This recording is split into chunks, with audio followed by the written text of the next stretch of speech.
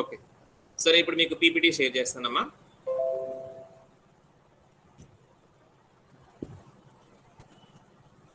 Okay, మీ అందరికి PPT విజిబుల్లోకి వచ్చిందమ్మా? Okay okay, so నేను జస్ట్ రఫ్గా స్లైడ్స్ అని మీకు ఒకసారి రిమైండ్ చేసుకుంటూ వెళ్ళిపోతాను. మనం ఈ సెమిస్టర్ లో చూస్తున్న సబ్జెక్ట్ వచ్చేసి object oriented programming using Java.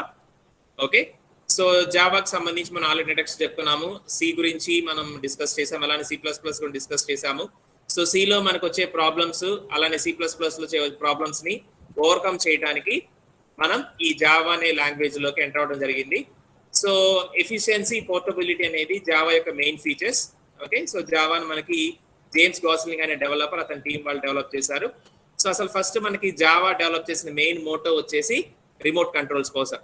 Okay, ఆ తర్వాత మనకి ప్యారలల్ గా మనకి ఇంటర్నెట్ అనేది డెవలప్ అవుతూ వచ్చింది కాబట్టి ఆ ఇంటర్నెట్ యూసేజ్ కోసం జావాని తీసుకోవడం జరిగింది. ఓకే, నెక్స్ట్ జావా అనేది object programming language. Unlike C or C plus plus, C ఏంటంటే మనకి స్ట్రక్చర్డ్ ప్రోగ్రామింగ్ కదా. సి ప్లస్ ప్లస్ అనేది పార్షియల్లీ ఆబ్జెక్ట్ ఓరియెంటెడ్ ప్లస్, అది కూడా మనకి స్ట్రక్చర్ లోనే ఉంటుంది. కానీ జావా అనేది pure object oriented programming language. Okay, so normal programming లో మనం ఫంక్షన్స్ మీద ఎక్కువ ఫోకస్ చేస్తాము. ఆబ్జెక్ట్ ఓరియెంటెడ్ ప్రోగ్రామింగ్ లో మనం ఎక్కువగా డేటా మీద ఫోకస్ చేస్తాం. సో ఇక్కడ మనం డిఫరెన్సెస్ చూడొచ్చు. నార్మల్ ప్రోగ్రామింగ్ అనేది మనకి టాప్ డౌన్ అప్రోచ్ లో ఉంటుంది. అదే ఆబ్జెక్ట్ ఓరియెంటెడ్ ప్రోగ్రామింగ్ అనేది బాటమ్ అప్, అంటే కింద నుంచి మనం పైకి వెళ్తూ ఉంటాం అనమాట, bottom up approach. Okay, so ఇక్కడ మనం మొత్తం కూడా ఆబ్జెక్ట్స్ ని రిప్రజెంట్ చేయడానికి మన ఆబ్జెక్ట్ లో రెండు పార్ట్స్ ఉంటాయి. ఒకటి డేటా, రెండోది మెథడ్స్. డేటా అంటే మనకు కావాల్సిన వేరియబుల్స్, వాల్యూస్ అన్ని లోపల ఉంటాయి. ఆ డేటా మీద మనకి వర్క్ చేసేవి methods or functions. Okay, next వీటికి సంబంధించి అంటే ఆబ్జెక్ట్ ప్రోగ్రామింగ్ ఎక్కువ డేటా మీద ఎంఫోసిస్ చేస్తుంది అని దాని గురించి మనం డిస్కస్ చేసాము. అలానే తర్వాత మనం చెప్పుకుంది ఊప్ కాన్సెప్ట్స్. ఓకే, సో ఊప్ యొక్క మెయిన్ ఫీచర్స్, ఈ 4 ప్రధానమైన మెయిన్ ఫీచర్స్ గురించి మనం డిస్కస్ చేసుకున్నాము. Okay, data abstraction and encapsulation, అలానే ఇన్హెరిటెన్స్, అలానే పాలిమార్ఫిజం. ఈ 4 మనకి చాలా ఇంపార్టెంట్ ఫీచర్స్ మనం గుర్తుపెట్టుకోవాలని చెప్పుకున్నాం. ఓకే, డేటా అబ్స్ట్రాక్షన్ ఎన్కాప్సులేషన్ అంటే ఏంటంటే డేటాను మెథడ్స్ అని మనం లోపల బాక్స్ లో పెట్టేస్తాము, బయట వాళ్ళు ఎవరు చూడకుండా మనం జాగ్రత్త తీసుకుంటాం. ఇన్హెరిటెన్స్ అంటే ఒక హైరార్కికల్ గా, అంటే పేరెంట్ చైల్డ్ అప్రోచ్ ప్రకారంగా మనకి పైనుంచి కిందకి ఫీచర్స్ అన్ని కూడా మనకి డెలివరీ అవుతూ వస్తూ ఉంటాయి. పాలిమార్ఫిజం అంటే ఏంటి? సేమ్ నేమ్ తో మనం ఫంక్షన్స్ రాయడం అనమాట. ఓకే, దీనివల్ల ఏంటంటే మళ్ళీ రిపీటెడ్ వేరే వేరే నేమ్స్ పెట్టాల్సిన అవసరం లేకుండా ఒకే నేమ్ తో మనం మల్టిపుల్ ఫంక్షన్స్ చేయించవచ్చు. That can be called as polymorphism. Okay, so ఇంకా నెక్స్ట్ టూప్ ని ఎక్కడ మనం అప్లై చేస్తామని చెప్పి డిఫరెంట్ టైప్స్ ఆఫ్ అప్లికేషన్స్ చూసాము. అలానే మెయిన్ గా మనం జావాలోకి ఎంటర్ అయినప్పుడు జావా యొక్క మెయిన్ ఫీచర్స్, ఓకే మీకు ఆల్రెడీ చెప్పాను, ఇది చాలా ఇంపార్టెంట్ క్వశ్చన్. మీకు మనకి ఎగ్జామ్ పాయింట్ ఆఫ్ వ్యూలో తీసుకుంటే డైరెక్ట్ క్వశ్చన్ వచ్చే అవకాశం ఉన్న క్వశ్చన్ ఇది, జావా ఫీచర్స్ అనేవి. సో ఈ ఫీచర్స్ అన్ని కూడా మనం డిస్కస్ చేయడం జరిగింది. అలానే జావా ఎన్విరాన్మెంట్ లోకి వెళ్ళినప్పుడు మనకి 2 రకాల అప్లికేషన్స్ కనిపిస్తాయని చెప్పుకున్నాము. ఒకటి స్టాండ్ అలోన్ అప్లికేషన్స్, అంటే విత్ ఇన్ ద సిస్టమ్ మనం వర్క్ చేయగలిగేవి. రెండోది వెబ్ అప్లికేషన్స్, అంటే ఇంటర్నెట్ ద్వారా మనం రన్ చేయగలిగేది. లేకపోతే మనం ఒక సిస్టమ్ లో మనం బేసిక్ లెవెల్లో ఉన్నాం కాబట్టి మన సిస్టమ్స్ లో మనం ప్రోగ్రామ్స్ ఎలా ఎగ్జిక్యూట్ చేయాలో ఫస్ట్ దాని మీద ఫోకస్ చేస్తాము. అందుకోసం మనం స్టాండ్ అలోన్ అప్లికేషన్స్ ని సెలెక్ట్ చేసుకున్నాం. Okay, so stand alone applications మనం ఎగ్జిక్యూషన్ చేయడంలో 2 స్టెప్స్ ఉంటాయి. ఫస్ట్ వన్ వచ్చేసి కంపైలేషన్, రెండోది వచ్చేసి ఇంటర్ప్రిటేషన్. కంపైలేషన్ అంటే ఏంటి? టోటల్ గా ప్రోగ్రామ్ మొత్తాన్ని తీసుకొని ఒకేసారి దాన్ని ప్రాసెస్ చేసేది మన కంపైలర్ అనేది. ఇంటర్ప్రిటేషన్ అంటే ఏంటి? లైన్ బై లైన్ చేస్తూ వస్తుంది. Okay, so that is the main difference between compiler and interpreter. So దీని గురించి మనం డిస్కస్ చేసుకున్నాం. సో మన జావాలో ఏంటంటే ఒక ప్రోగ్రామ్ ని రన్ చేయడానికి మనం ఫస్ట్ ప్రోగ్రామ్ ని క్రియేట్ చేసుకోవాలి, దానికి ఒక ఫైల్ నేమ్ పెట్టుకోవాలి. అలానే ఆ ఫైల్ ని మనం .java ఎక్స్టెన్షన్ తో సేవ్ చేసుకోవాలి. నెక్స్ట్ మనం జావాసి కమాండ్ ఉపయోగించి దాన్ని కంపైల్ చేయాలి. అలానే జావా కమాండ్ యూజ్ చేసి దాన్ని మనం ఎగ్జిక్యూట్ ఆర్ ఇంటర్ప్రిట్ చేయాలి. ఓకే, దీని ఎగ్జాంపుల్స్ కూడా మనం ఆల్రెడీ చూసాం. నెక్స్ట్ ఈ జావాకి సంబంధించిన బేసిక్స్ ఏవైతే ఉన్నాయో మనం తెలుసుకోవాల్సిన బేసిక్స్, అంటే మనం ప్రోగ్రామ్ ని ప్రిపేర్ చేయాలి అంటే మనం తెలుసుకోవాల్సిన బేసిక్స్ అన్ని కూడా మనం జావా టోకెన్స్ అని పిలవడం జరిగింది. ఓకే, సో ఇక్కడ మనం డిఫరెంట్ టైప్స్ ఆఫ్ టోకెన్స్ గురించి డిస్కస్ చేసుకుంటూ వెళ్ళాం. ఒకటి క్యారెక్టర్ సెట్, ఏమేం క్యారెక్టర్స్ మనం యూజ్ చేస్తాము. కీవర్డ్స్, జావాలో కీవర్డ్స్ ఎలా ఉంటాయి. ఐడెంటిఫైయర్స్, ఎలా మనం నేమింగ్ ఇస్తాము క్లాసెస్ కి, ఆబ్జెక్ట్స్ కి, ఫంక్షన్స్ కి. ఓకే, అలానే నెక్స్ట్ వచ్చేసి వేరియబుల్స్ ని మనం ఎలా నేమింగ్ ఇచ్చుకుంటాము, వేరియబుల్స్ ని ఎలా ఉపయోగించుకుంటాము, ఇదంతా కూడా మనం ఆల్రెడీ లాస్ట్ క్లాసెస్ చూసాము. అలానే నెక్స్ట్ కాన్స్టెంట్స్, ఓకే ఎలా మనం ఫిక్స్డ్ వాల్యూస్ ని మెన్షన్ చేసుకుని వెళ్తాం అనేది. డిఫరెంట్ టైప్స్ ఆఫ్ కాన్స్టెంట్స్ మనకి ఏమేమి ఉంటాయి. న్యూమరికల్ కాన్స్టెంట్స్, క్యారెక్టర్ కాన్స్టెంట్స్, ఇవన్నీ కూడా మనం లాస్ట్ సెషన్ లో డిస్కస్ చేసాం. సో ఐ థింక్ ఇక్కడ దాకా మనకి సెషన్స్ అనేవి జరిగినాయి. ఓకే, కాన్స్టెంట్స్ వరకు చూసాం. ఇక రిమైనింగ్ జావా టోకెన్స్ గురించి ఈ క్లాస్ లో చూడబోతున్నాం. Okay, so next Java token మనం డిస్కస్ చేసుకోబోయేది ఈ రోజు data types. Okay, so data types అనేవి ఆల్రెడీ మీకు సిలో కూడా మీరు వినే ఉంటారు. డేటా టైప్స్ మనకి ఏం స్పెసిఫై చేస్తాయి అంటే ఏదైనా ఒక వాల్యూ ఎంత సైజ్ ఆక్యుపై చేస్తుంది, ఆ వాల్యూ అనేది ఏ టైప్ ఆఫ్ వాల్యూని మీరు ఒక వేరియబుల్లో స్టోర్ చేయబోతున్నారు. ఇదంతా మనం డిస్కస్ చేసేది with the help of data type. పేరులోనే ఉంది డేటా టైప్. ఓకే, మీరు స్టోర్ చేయాలనుకున్న డేటా యొక్క టైప్ ఏంటి, ఏ విధమైనటువంటి డేటాని మీరు స్టోర్ చేయబోతున్నారు అనేది మీరు ఫస్ట్ స్పెసిఫై చేయాలి. ఎందుకు స్పెసిఫై చేయాలి? స్పెసిఫై చేయకపోతే ఏమవుతుంది? ఓకే, సపోజ్ నేను ఒక వేరియబుల్లో ఒక నంబర్ అంటే ఒక ఇంటిజర్ ని స్టోర్ చేయాలనుకుంటున్నాను, లేదా ఒక వేరియబుల్లో ఒక నేమ్ అంటే స్ట్రింగ్ ని స్టోర్ చేయాలి. ఇలా మనం స్పెసిఫై చేయాలి. చేయకపోతే ఏమవుతుంది? ఫర్ ఎగ్జాంపుల్ మీరు ఒక భోజనానికి వెళ్ళారనుకోండి. ఓకే, సో భోజనానికి వెళ్ళినప్పుడు సో వాళ్ళు ఏ టైప్ ఆఫ్ ఐటమ్స్ పెడతారనే దాన్ని బట్టి వాళ్ళ ప్లేట్ సైజ్ అనేది మీరు డిఫైన్ చేసుకోవడం జరిగింది. ఓకే, సో మీరు వెళ్ళిన function suppose only snacks items పెట్టేది అనుకోండి, స్నాక్స్ తెలుసు కదా, ఏదైనా స్వీట్ హాట్ అలా పెట్టేది అనుకోండి, ఒక చిన్న సైజ్ ప్లేట్ వరకు పెడితే సరిపోతుంది. Because that can accommodate all those sweets and hot. అదే మీరు వెళ్ళిన ఒక ఫంక్షన్ లో మీకు లంచ్ ప్రొవైడ్ చేస్తున్నారు అనుకోండి, ఇంత చిన్న ప్లేట్ లో లంచ్ ఎవరు తినలేరు, అంతేనా? సో అందుకోసం ఏం చేస్తారు, పెద్ద ప్లేట్ అనేది తీసుకోవడం జరిగింది. సో మీరు ఏ టైప్ ఆఫ్ డేటాని ప్లేస్ చేయాలనుకుంటున్నారు దాన్ని బేస్ చేసుకొని ఆ టైప్ ఆఫ్ స్టోరేజ్ అనేది మీరు అక్కడ ప్రొవైడ్ చేయడం జరిగింది. సేమ్ సిస్టమ్ కూడా అంతే. మీరు ఏ టైప్ ఆఫ్ వాల్యూని సిస్టంలో స్టోర్ చేయాలనుకుంటున్నారో దానికి తెలియచేస్తే దానికి తగినట్లుగా అది స్టోరేజ్ లొకేషన్ ని మన కోసం రెడీ చేసి పెడుతుంది. ఓకేనా? మీరు ఏ టైప్ ఆఫ్ డేటా స్టోర్ చేస్తున్నారో దానికి తెలియలేదు అనుకోండి, దానికి అర్థం కాదు ఎంత స్టోరేజ్ మీకోసం వదిలిపెట్టాలో. ఓకే, సో స్టోరేజ్ అంటే ఏంటి ఆల్రెడీ మనం సిలో చదువుకుంది, మనం ఇక్కడ మళ్ళీ ఒకసారి రివైజ్ చేసుకుంటాము. సో జావాలో కూడా మనకి same type of data types ఉంటాయి. ఇక్కడ మనకు కాకపోతే ఇక్కడ కొంచెం హై లెవెల్ కాబట్టి మనం డివైడ్ చేసుకున్నప్పుడు primitive data types, non primitive data types అంటాము. గుర్తుపెట్టుకోవాలి, మీకు చాలా ఇంపార్టెంట్ ఇవి. సో ప్రిమిటివ్ డేటా టైప్స్ ఏంటంటే ప్రిమిటివ్, బేసిక్ అన్నమాట, ప్రైమరీ, అతి ముఖ్యమైనవి, చాలా ప్రధానమైనవి మనం ప్రైమరీ ప్రిమిటివ్ డేటా టైప్స్ అంటాం. Okay, non primitive data types ఏంటంటే అవి సిస్టమ్తో పాటుగా రావు, మనం కావాలనుకుంటే మనం వాటిని క్రియేట్ చేసుకోవచ్చు. ఆ ఫెసిలిటీ మనకి ఈ పర్టికులర్ జావాలో ఉంటుంది. ఆఫ్ కోర్స్ మనకి సిలో కూడా ఉంది, యునో యారేస్. ఓకే, యారే గురించి మీకు ఐడియా ఉంది కదా. యారే అనేది యాక్చువల్గా ప్రోగ్రామింగ్ లో ఉండదు, డిఫైన్ చేసి ఉండదు, అది ప్రీడిఫైన్డ్ కాదు, మనం డిఫైన్ చేసుకుంటాం. యారే ఇలా ఉండాలి, దీంట్లో ఇన్ని ఎలిమెంట్స్ ఉండాలి, ఈ టైప్ ఆఫ్ వేరియబుల్స్ వాల్యూస్ అది స్టోర్ చేసుకోవాలని మనం డిఫైన్ చేస్తాం. Okay, so array can be called as non primitive data type. అంటే అది సిస్టమ్ తో పాటుగా రాదు, యూజర్ కావాలనుకుంటే వాళ్ళు క్రియేట్ చేసుకోవచ్చు. సో ప్రిమిటివ్ డేటా టైప్స్ కనుక తీసుకుంటే again we have 2 classifications. Just like మన కాన్స్టెంట్స్ లో చూసిన విధంగానే ఇక్కడ కూడా మన ప్రిమిటివ్ లో 2 క్లాసిఫికేషన్స్ ఉంటాయి. ఒకటి న్యూమరిక్ డేటా టైప్స్, రెండోది non numeric data types. Numeric అంటే నంబర్స్ కి రిలేటెడ్, నాన్ న్యూమరిక్ అంటే నంబర్స్ కానివి అంటే కాన్స్టెంట్స్ కానీ క్యారెక్టర్స్ కానీ ఇలాంటివి అన్నమాట, different things, not numbers. Okay, వాటిని మనం నాన్ న్యూమరిక్ అంటాం. ఇక నాన్ ప్రిమిటివ్ డేటా టైప్స్ ఇక్కడ మనం చూస్తే కనుక క్లాసిఫికేషన్ మీకు కనిపిస్తూ ఉంటుంది. ఈ నాన్ ప్రిమిటివ్ డేటా టైప్స్ లో మనకి ముఖ్యంగా 2 రకాలు మనం ఇక్కడ చెప్పుకుంటున్నాం మన అవగాహన కోసం. ఒకటి క్లాసెస్, రెండోది యారేస్. ఓకే, మనం ఆల్రెడీ డిస్కస్ చేసాము. సో జావా మొత్తం కూడా మనకి క్లాసెస్ మీద ఎక్కువ డిపెండ్ రన్ అవుతుంది. బికాస్ జావాలో మనం ఏ ప్రోగ్రామ్ క్రియేట్ చేసినా దాన్ని ఒక క్లాస్ లానే ట్రీట్ చేస్తాం. We need class. ఓకే, వాటి గురించి మనం ఫర్దర్ గా చదువుకుంటాము.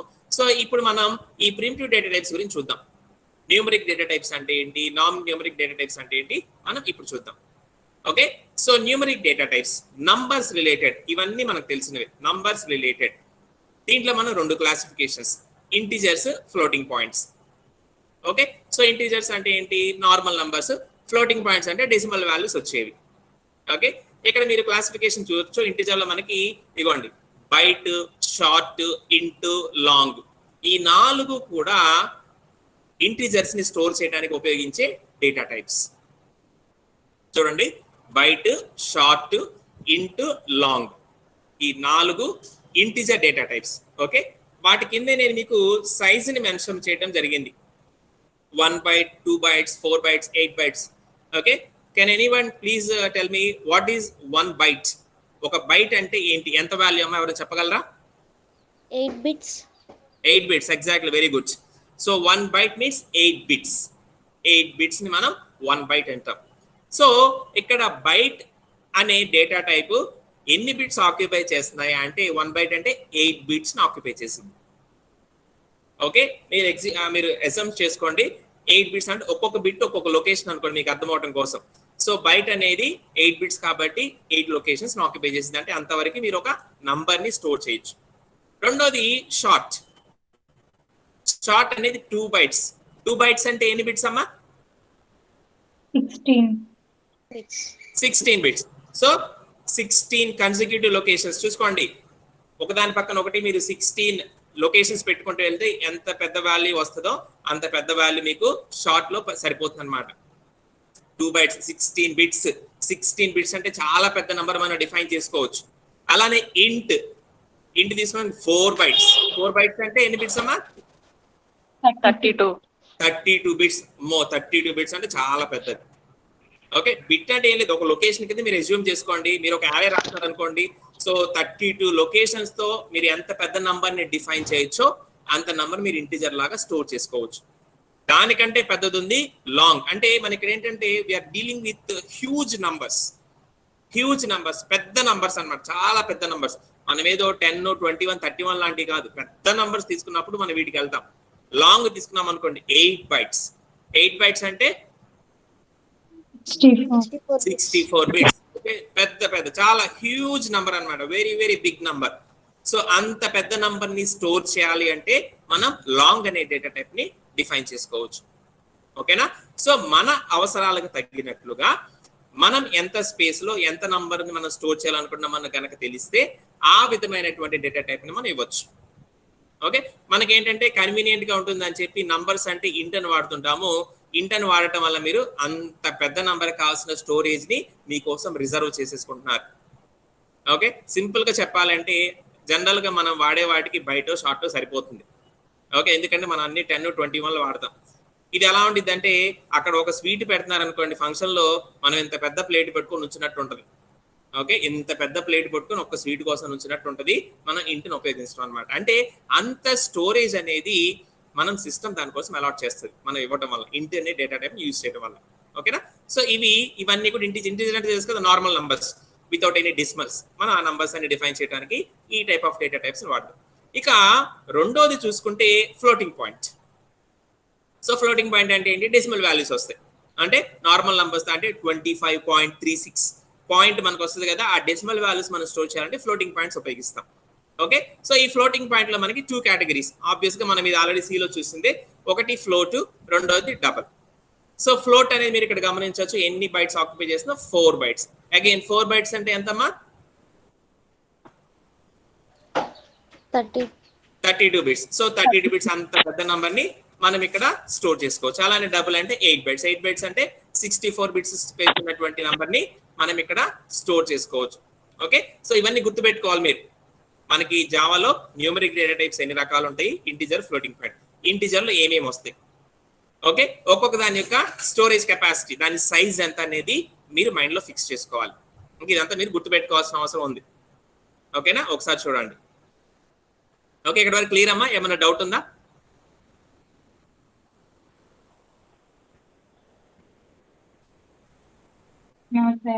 ఓకే, చూడండి ఒకసారి ఆ సైజెస్ అని మీరు గుర్తుపెట్టుకోవడానికి ట్రై చేయండి.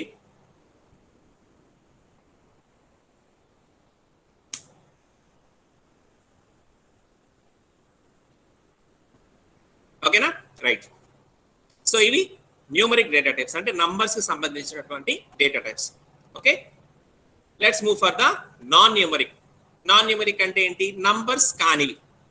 నంబర్స్ కానివి అంటే ఏంటి? మనకు ఉండేది క్యారెక్టర్స్. ఓకే, నార్మల్ గా మనం సిలో ఇదిగోండి ఈ క్యార్ అనేది మనకు తెలుసు, క్యారెక్టర్స్ ని స్టోర్ చేయడానికి ఉపయోగిస్తాం. మీకు తెలుసు కదా మనకి. ఇదిగోండి మనకి జావాలో కొత్తగా ఇది వస్తుంది అనమాట, బూలియన్. ఓకే, బూలియన్ అనేది మీరు ఎప్పుడన్నా విన్నారు ఇంతకు ముందమ్మా? బూలియన్ విన్నారు ఎప్పుడన్నా ఈ వర్డ్ బూలియన్ అనేది? నో, వినలేదు కదా, ఇది కొత్తది అనమాట. చూడండి ఫస్ట్ క్యారెక్టర్ చూద్దాం. సో ఓకే, క్యార్ అనే డేటా టైప్ మనం క్యారెక్టర్స్ ని స్టోర్ చేయడానికి ఉపయోగిస్తాము. ఈ క్యార్ యొక్క స్టోరేజ్ కెపాసిటీ ఎంత తీసుకున్న సైజ్ ఎంత అంటే 2 bytes. 2 bytes ఉండే స్పేస్ అనేది ఒక సింగిల్ క్యారెక్టర్ ని స్టోర్ చేయడానికి అది ఉపయోగించుకుంటుంది అనమాట. ఓకేనా? Next Boolean. సో ఏంటి బూలియన్ అంటే సింపుల్ గా చెప్పాలంటే ట్రూ ఆర్ ఫాల్స్ లాంటివి అనమాట. True or false. ఓకే, ఏదైనా కండిషన్ వచ్చింది అనుకోండి, కండిషన్ ట్రూ ఆర్ ఫాల్సా మీకు ఐడియా ఉంది కదా, ట్రూ ఫాల్స్. ఓకే, వీటిని బైనరీ ఫార్మాట్ లో చెప్పేటప్పుడు అంటే డిజిటల్ ఫార్మాట్ లో చెప్పేటప్పుడు what is the value for true and what is the value for false చెప్పండి. ట్రూ అంటే 1, వెరీ గుడ్. ఫాల్స్ అంటే 0. వెరీ గుడ్, ఎగ్జాక్ట్లీ అంతే ఇక్కడ కూడా. ఓకే, బూలియన్ మనకి ఏం చెప్పిద్ది అంటే మీరు ఏదైనా వాల్యూ తీసుకున్నప్పుడు అది ట్రూ ఆ ఫాల్స్ మీరు డినోట్ చేయడానికి దీన్ని ఉపయోగిస్తాం. అందుకని ఇక్కడ నేను మెన్షన్ చేశాను చూడండి, 1 bit. 1 bit అంటే ఎయిదర్ 0 or 1. ఓకే, అలాంటి రిప్రజెంటేషన్ మీకు చేయాల్సిన అవసరం వచ్చినప్పుడు మీరు ఈ బూలియన్ అనే డేటా టైప్ ని ఉపయోగించుకోవచ్చు. ఓకేనా? మీరు ఇక్కడ గుర్తుపెట్టుకోవాల్సింది ఏంటంటే మనకి ఈ డేటా టైప్స్ ఏవైతే ఉన్నాయో చూడండి, ఈ డేటా టైప్స్ ఏవైతే ఉన్నాయో ఇవన్నీ కూడా స్మాల్ లెటర్స్, ఎక్కడ కూడా మీరు క్యాపిటల్ వాడి ఇవన్నీ కూడా కీవర్డ్స్ అన్నమాట, pre defined words.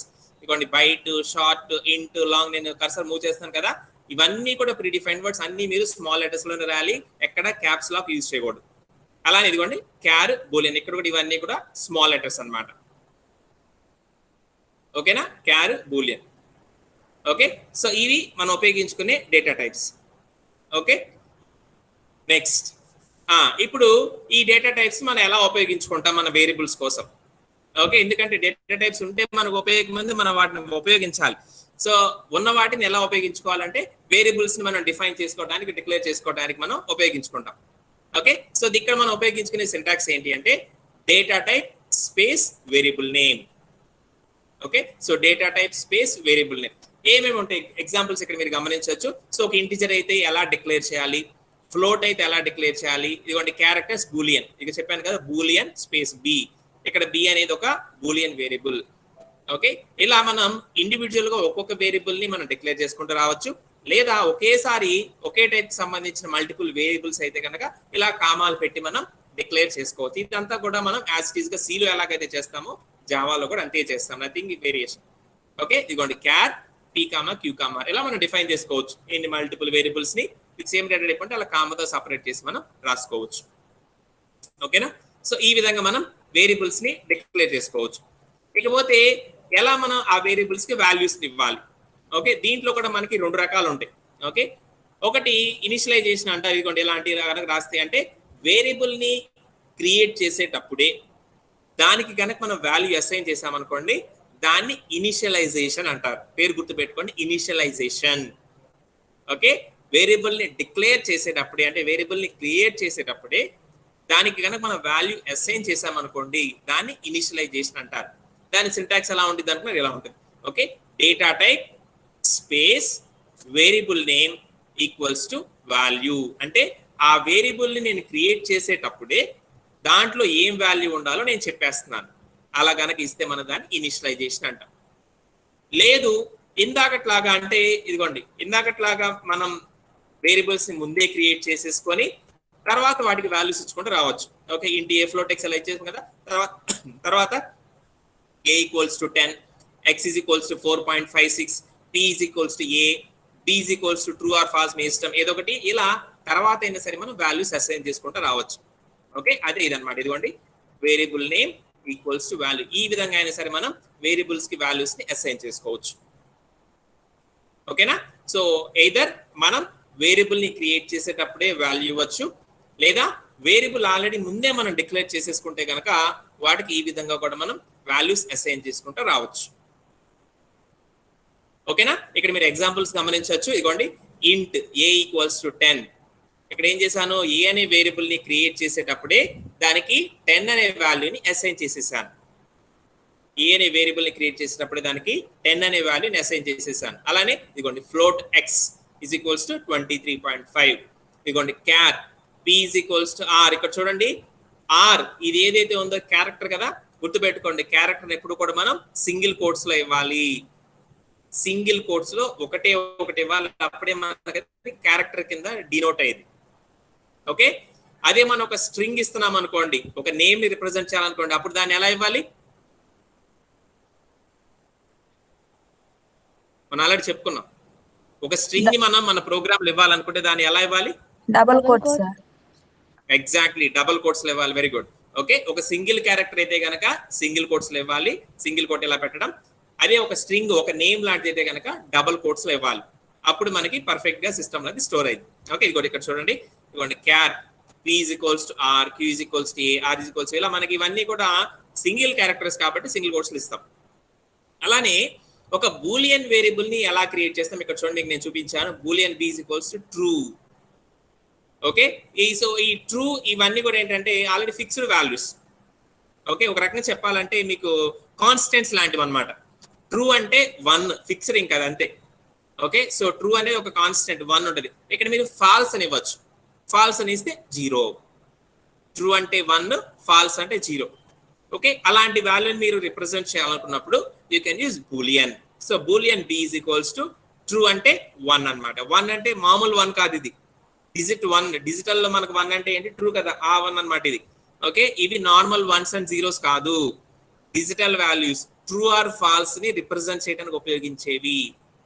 Normal 1s and 0s ని మీరు స్టోర్ చేయాలనుకుంటే ఇంటిజర్స్ లోకి వెళ్ళిపోవాలి. ఓకేనా, వాల్యూ 1, వాల్యూ 2, వాల్యూ 0 అలాంటి అనుకోండి, ఇంటిజర్స్ లోకి వెళ్ళాలి. డిజిటల్ వాల్యూస్ అంటే ట్రూ ఆర్ ఫాల్స్ ఉంటే చూసారా, అలాంటప్పుడు మీరు రిప్రజెంట్ చేయాలనుకుంటే you have to go for Boolean. ఓకేనా, సో ఇలా వేరియబుల్స్ ని, డేటా టైప్స్ ని కలిపి మనం ఉపయోగిస్తాం. ఓకే, సో వేరియబుల్స్ ని క్రియేట్ చేసేటప్పుడు మనం డేటా టైప్ ని ఖచ్చితంగా మెన్షన్ చేయాలి.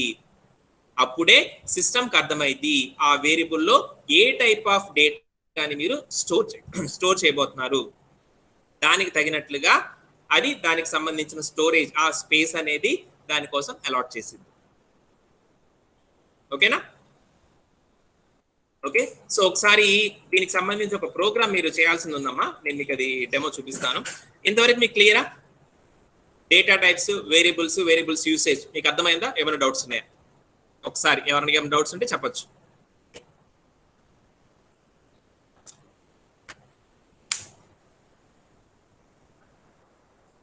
Data types, variables and variables usage.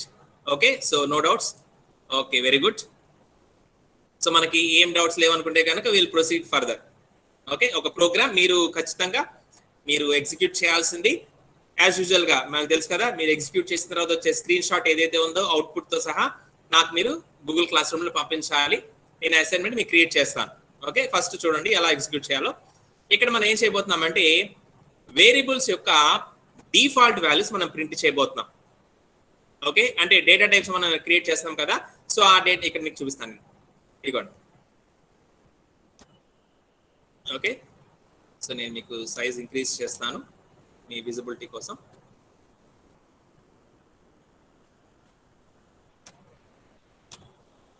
Okay, so ఇవ్వండి. Byte, short, int long, float, double, char, boolean program కనిపిస్తుందమ్మా మీ అందరికి? ఓకే, సో ఇక్కడ మనం ఏం చేయబోతున్నాం, సింపుల్ గా చాలా సింపుల్ ప్రోగ్రామ్ ఇది. ఫస్ట్ వేరియబుల్స్ అన్ని నేను డిక్లేర్ చేస్తా, దానికి తగినటువంటి డేటా టైప్స్ ఉపయోగిస్తే చూడండి. బైట్ బి, ఇదిగోండి బైట్ బి, షార్ట్ ఎస్, ఇంట ఇలా ఒక్కొక్క టైప్ తో ఒక్కొక్క వేరియబుల్ ని క్రియేట్ చేస్తా. క్రియేట్ చేసిన తర్వాత సిస్టమ్ అంటే మన జావా సిస్టమ్ ఏదైతే ఉందో వాటికి డిఫాల్ట్ గా ఏ వాల్యూస్ ఇస్తుందని నేను ఒకసారి గమనించాలనుకుంటున్నాను. డిఫాల్ట్ వాల్యూస్ అంటే ఏంటి? ఈ వేరియబుల్ నేను క్రియేట్ చేసినప్పుడు దాంట్లో ఇనిషియల్ గా ఏం వాల్యూ ఉంటుంది, సిస్టమ్ ఏమి ఇస్తుంది. ఓకే, అది నేను తెలుసుకోవాలనుకుంటున్నాను. దానికోసం ఈ ప్రోగ్రామ్ రాయడం జరిగింది. ఓకే, చాలా సింపుల్ ప్రోగ్రామ్, మీరు ఇక్కడ గమనించండి. ఓకే, ఫస్ట్ క్లాస్ మనం స్టార్ట్ చేసిన తర్వాత ఏదో పేరు మీరు పెట్టుకున్న తర్వాత we have to declare the variables. Byte b, short, ఇదిగోండి షార్ట్ ఎస్. ఇలా వీటికి ముందు ఈ స్టాటిక్ అనే కీవర్డ్ నేను ప్లేస్ చేశాను. యాక్చువల్గా అయితే ఇంతవరకు మనకు సరిపోతుంది, మామూలుగా అయితే ఇంతవరకు సరిపోతుంది మనకు తెలిసినంత వరకు. ఒక వేరియబుల్ ని డిక్లేర్ చేయడం అంటే బైట్ బి, షార్ట్ ఎస్, ఇదిగోండి ఫ్లోట్ ఎఫ్, ఇలా క్రియేట్ చేసి సరిపోతుంది. దాని పక్కన ఈ స్టాటిక్ ఎందుకు పెట్టాను అంటే ఇక్కడ మీకు ఒక చిన్న లాజిక్ నేను చెప్పాలి. ఇక్కడ చూడండి, ఈ మెయిన్ అనే ఫంక్షన్ ఉంది చూసారా, ఈ మెయిన్ అనే ఫంక్షన్ యాక్చువల్గా స్టాటిక్ ఫంక్షన్ ఇక్కడ మనం ఇచ్చాం.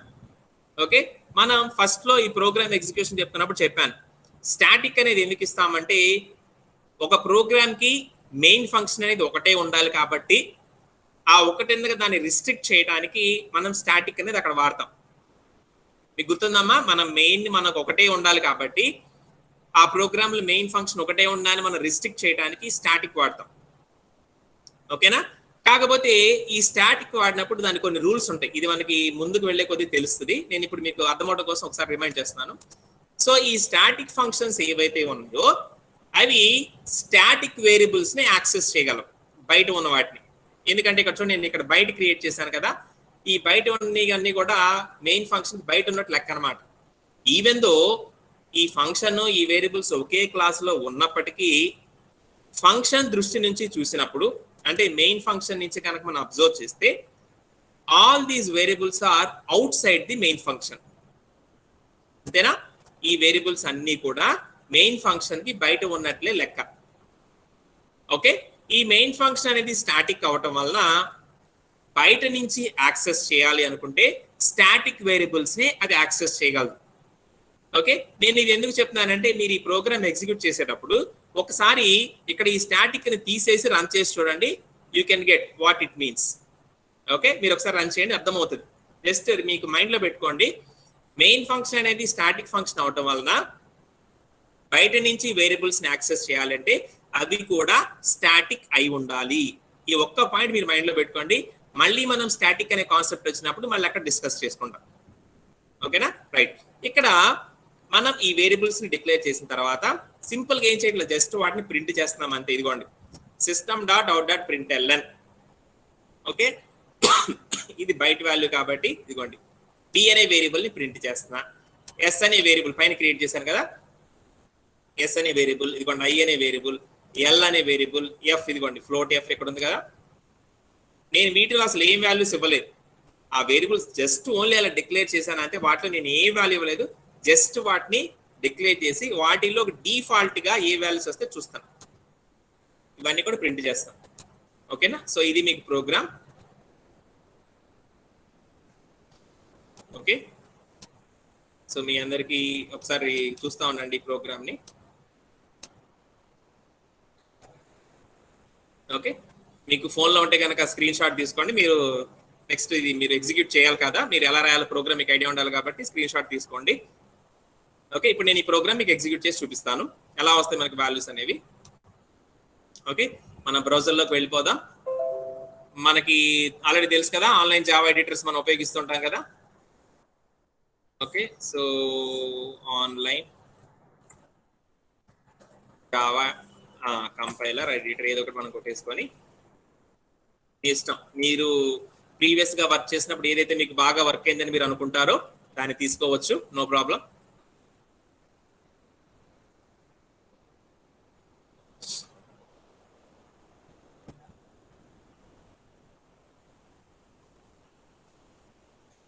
ఓకే, సో ఇక్కడ నేను ఒక ఆన్లైన్ జీడిబి ఓపెన్ చేశాను. నేను జస్ట్ ఈ ప్రోగ్రామ్ అక్కడ కాపీ చేసి ఎగ్జిక్యూట్ చేస్తాను మీకు అవుట్పుట్ చూపించడానికి.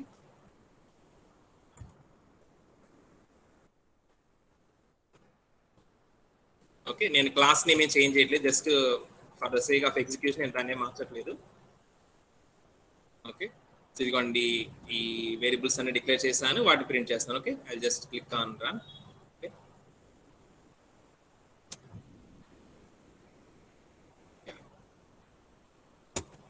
I'm running it. So compile అవుతుంది.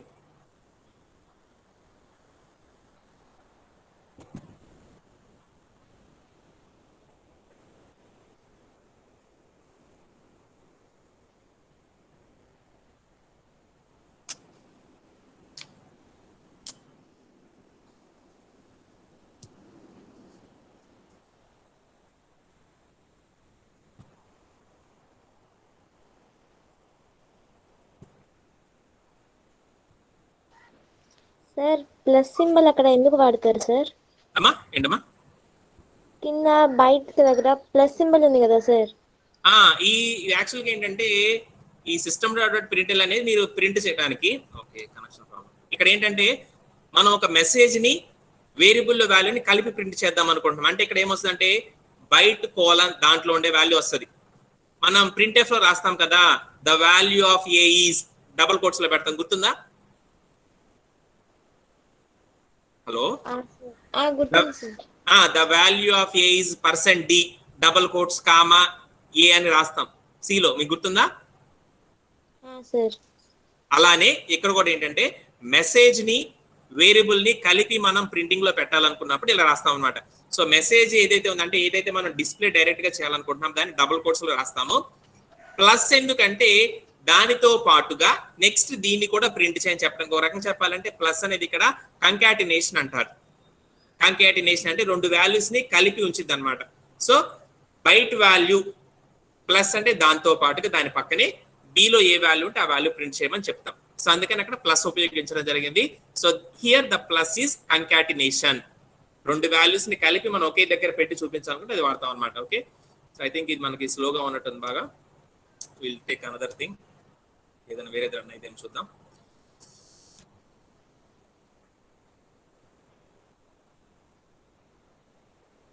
ఓకే, ఇక్కడ ఏదో వచ్చింది, దీన్ని ట్రై చేద్దాం ఒకసారి.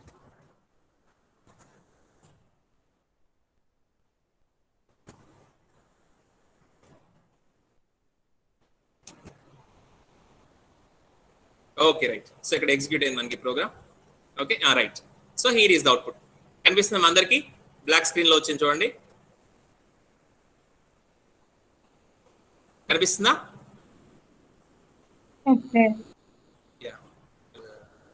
ఇదిగో చూడండి, నేను హైలైట్ చేస్తున్నాను. ఇదిగోండి, ఇది మీ అవుట్పుట్. చూడండి, బైట్ వాల్యూ 0. ఇనీషియల్ గా బైట్ బిలో ఏముండదు, 0. షార్ట్ 0, ఇంట్ 0, లాంగ్ 0, అన్ని జీరోలే. కానీ ఫ్లోట్ డబుల్ మీరు గమనించండి, ఏమొచ్చిందమ్మా? Decimal values 0.0. Because float and double are floating point, decimal కదా, అందుకని 0.0 చూపించింది.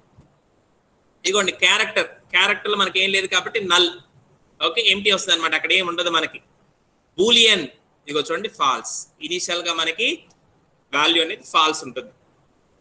దాన్ని ఎప్పుడైతే మనం మార్చుకోవాలనుకున్నామో ట్రూ గానే ఫాల్స్ గా మనం ఇష్టం వచ్చినట్టు మార్చుకోవచ్చు. కానీ సిస్టమ్ మాత్రం డిఫాల్ట్ గా ఫాల్స్ వాల్యూ ఇచ్చింది.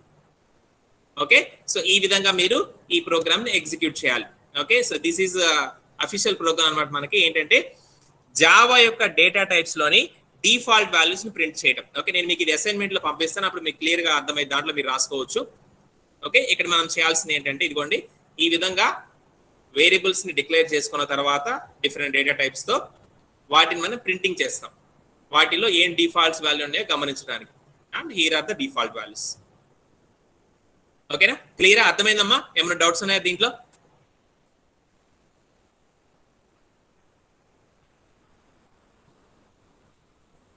హలో, చెప్పండి, ఏమైనా డౌట్స్ ఉన్నాయమ్మా? అందరికి అర్థమైందా ఎలా ఎగ్జిక్యూట్ చేయాలి ఈ ప్రోగ్రామ్ ని? Very good, very good. Okay, నేను ఒకసారి మీకు ప్రోగ్రామ్ మళ్ళీ చూపిస్తాను. మీరు ఎవరైనా కావాలనుకుంటే స్క్రీన్ షాట్ తీసుకోవచ్చు. ఇదిగోండి, ఇప్పుడు మీరు చేయాల్సిన ప్రోగ్రామ్ ఇది. మీ అందరికి అసైన్మెంట్ వచ్చింది గూగుల్ క్లాస్ రూమ్ లో. మీకు ఆల్రెడీ తెలుసు అసైన్మెంట్ ఎలా మీరు సబ్మిట్ చేయాలో. ఓకేనా, so here it is your program. Screen shot తీసుకోండి, దీన్ని మీరు ఎగ్జిక్యూట్ చేసి నాకు అవుట్పుట్ పంపించాలి స్క్రీన్ షాట్ తీసి. ఓకేనా, సో ఇది ఈరోజు క్లాస్. ఓకే, క్లియర్ అమ్మా? ఏమైనా డౌట్స్ ఉన్నాయా?